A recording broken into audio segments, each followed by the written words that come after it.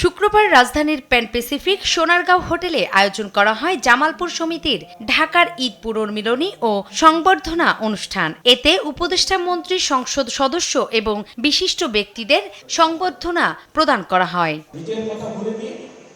অনুষ্ঠানে সংবর্ধনা পান প্রধানমন্ত্রীর উপদেষ্টা মোহাম্মদ নজরুল ইসলাম খান সহ বেসামরিক বিমান পরিবহন ও পর্যটন প্রতিমন্ত্রী রশিদুজ্জামান মিল্লাত, সংসদ সদস্য এবং জেলার গণ্যমান্য ব্যক্তিবর্গ।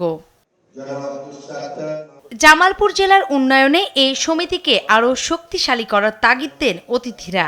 যে এরকম নয় যে আমরা বলবো তারপর আপনারা কাজ করবেন, কি কি কাজ করার আছে, জামালপুরের জন্য কি কি সহযোগিতা করা যায়, এটা যদি খালি আমাদেরকে একটু বলেন, সরকারের সর্বোচ্চ মহল থেকে প্রচেষ্টা করে আপনাকে সেই সহযোগিতা দেওয়া হবে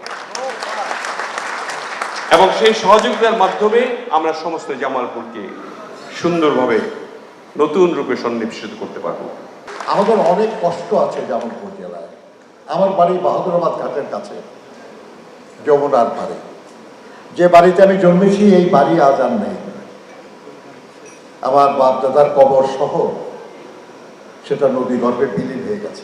প্রবাসী ও রাজধানীতে বসবাসরত জামালপুরবাসীর মধ্যে সম্পর্ক জোরদার করাই এই আয়োজনের মূল লক্ষ্য বলেও জানান তারা।